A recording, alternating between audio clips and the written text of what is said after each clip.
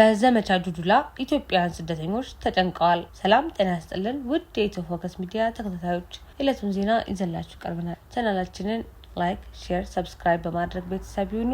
ወደ ዝርዝር ዜናችን እናልፋለን። በደቡብ አፍሪካ የሚኖሩ አፍሪካውያን ስደተኞች ላይ የሚፈጸመው ጥቃት ተባብሶ እንደቀጠለ ነው። በሀገሪቱ የሚኖሩ በሺዎች የሚቆጠሩ ኢትዮጵያውያን ስጋት ላይ መሆናቸውን ገልጸዋል። ፕሪቶሪያ የሚገኘው የኢትዮጵያ ኤምባሲ በበኩሉ ዜጎቻችን ላይ ጥቃት እንዳይደርስ ከለላ እንዲያደርግ ሲል የማሳሰቢያ ደብዳቤ ለደቡብ አፍሪካ መንግስት ጽፏል። በደቡብ አፍሪካ በሚኖሩ አፍሪካውያን ስደተኞች ላይ የሚፈጸመው ጥቃት ተባብሶ እንደቀጠለ ነው። በሀገሪቱ የሚኖሩ በሺዎች የሚቆጠሩ ኢትዮጵያውያን ስጋት ላይ መሆናቸውን ገልጸዋል። በደቡብ አፍሪካ ውስጥ የተፈጠረው ጥቃት ሊባባስ ይችላል በሚል ስጋት ናይጄሪያ ዜጎቿን ለማስወጣት እየሰራች ነው። ሌሎች አፍሪካ ሀገራትም በደቡብ አፍሪካ መንግስት ላይ ጫና እያሳረፉ ናቸው። ፕሪቶሪያ የሚገኘው የኢትዮጵያ ኤምባሲ በበኩሉ ዜጎቻችን ላይ ጥቃት እንዳይደርስ ከለላ እንዲያደርግ ሲል የማሳሰቢያ ደብዳቤ ለደቡብ አፍሪካ መንግስት ጽፏል። በደቡብ አፍሪካ የሚኖሩ ኢትዮጵያውያን እንደ ማህበረሰብ በተደጋጋሚ የጥቃት ኢላማ እየሆኑ እንደሚገኙ ይናገራሉ።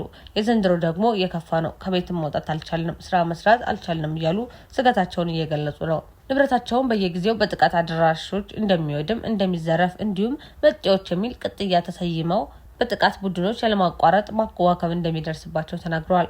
ይህ የሀገሪቱ በርካታ የንግድ ቦታዎች ባሏቸው ኢትዮጵያውያን ላይ በረታ እንጂ ጥቃቱ አፍሪካውያን ስደተኞች ላይ በሙሉ የሚፈጸም እንደሆነ ይገልጻሉ።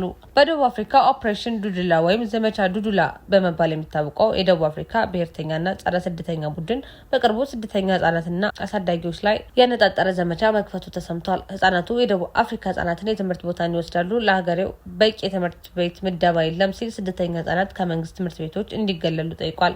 በደቡብ አፍሪካ ደርባን ኳዙሉ ናታል ነዋሪ የሆኑት አቶ ኮስሞስ ገብረ ሚካኤል ሁኔታው እየተባባሰ እንደሆነ ለዶይቼ ቬለ ተናግረዋል። ሁኔታው እየተባባሰ ነው ያለው በሆስፒታሎች እንዲሁም በትምህርት ቤቶች የልጆቻችንን ቦታ ወስዳቸዋል በሚል የተጀመረው አሁን ከሀገር ውጡልን የሚል መደምደሚያ ላይ ደርሷል። እንደሚታወቀው ደቡብ አፍሪካ ከፍተኛ ስራ አጥ ያለበት ሀገር ነው። ዜጎቹ ለስራ ማጣታቸው ምክንያት ስደተኛ እንደሆኑ አድርገው ነው የደመደሙት።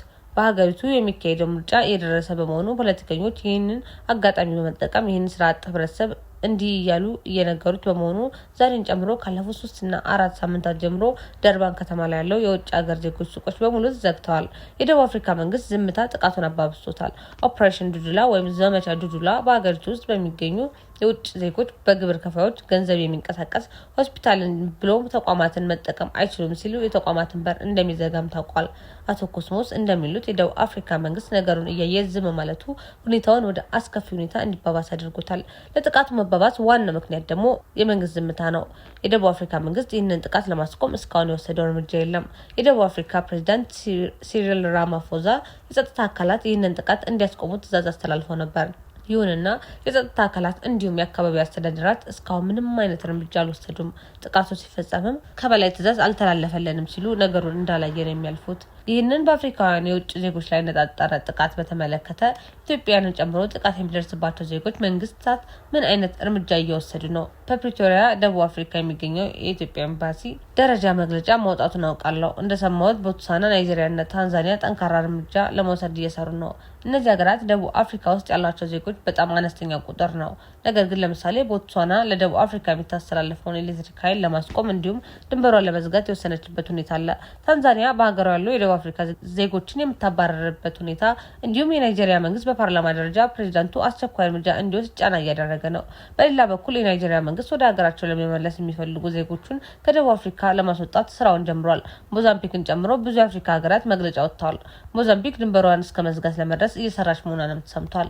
በደቡብ አፍሪካ የሚኖሩ ኢትዮጵያውያን ቁጥር ምን ያህል ይሆናል የሚለውን በአሃዝ ደረጃ ለማስቀመጥ ቢከብድም በደቡብ አፍሪካ በንግድ ደረጃ ኢትዮጵያውያን በጣም ብዙ የሆነውን የመካከለኛ ንግድ ስራ በሀገሪቱ ከጫፍ እስከ ጫፍ ተቆጣጥሮት ይገኛሉ።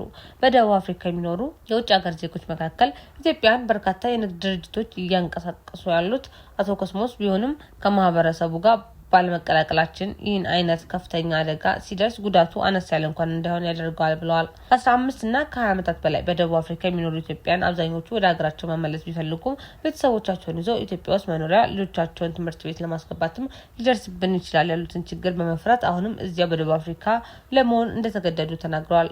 የደቡብ አፍሪካው ስደተኛ ጠል ድርጅት ዘመቻ ዱዱላ በበኩሉ ስደተኞችን እየገደለና ንብረታቸውን እያወደመ ያለው ቅድሚያ ለደቡብ አፍሪካውያን የሚል መፈክርን እያሰማ መሆኑን የተለያዩ የውጭ ሀገራት መገናኛ ብዙሃን ዘግበዋል።